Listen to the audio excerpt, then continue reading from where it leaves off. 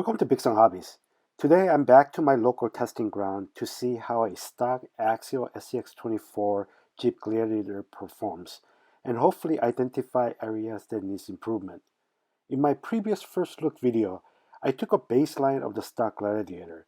He has the longest wheelbase of any SCX24 at 155mm or 6.1 inches, 22mm longer than others.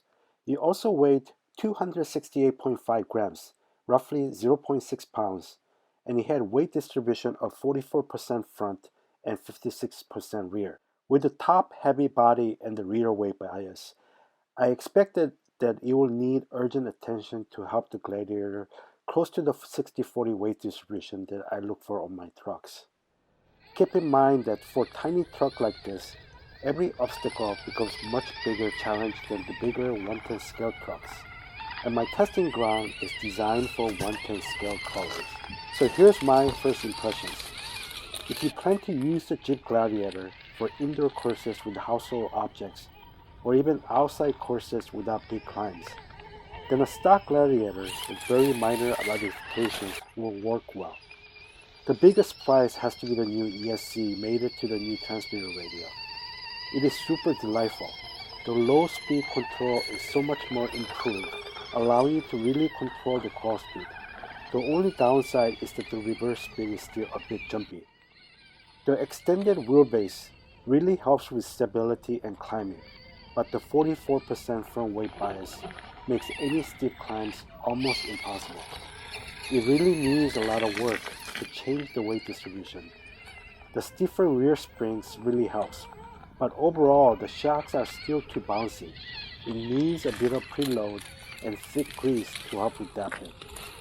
As for the stock tires, it's a bit too early to tell as he hasn't been broken yet. Still, I think Rock Creeper or other proven tires will definitely help with the traction. I had forgotten how well my modified C10 performs. It climbs line number 1, the easy climb, and line number 2, the moderate climb, easily. Jeep Gladiator unfortunately completely failed at them. The rear weight bias kept on lifting the front end, thus stopping any effort to climb them. The funny thing is that the rear bumper stopped the Gladiator falling backwards several times. Now let's check out the rest of the stock Jeep Gladiator runs.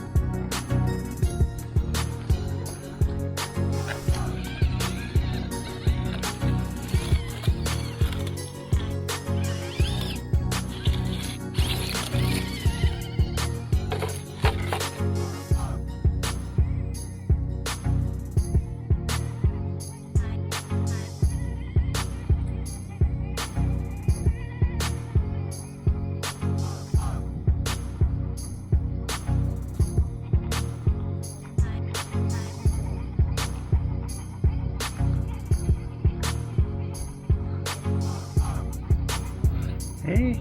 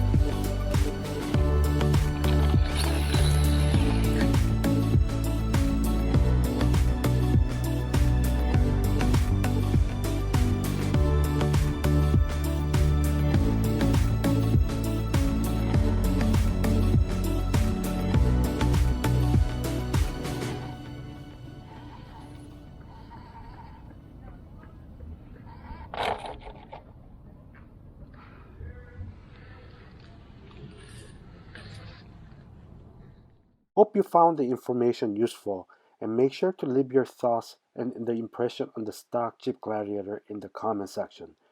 Please like and subscribe, and make sure to hit the notification bell so that you can be notified when new videos are uploaded. Thanks for watching Bigs and Hobbies.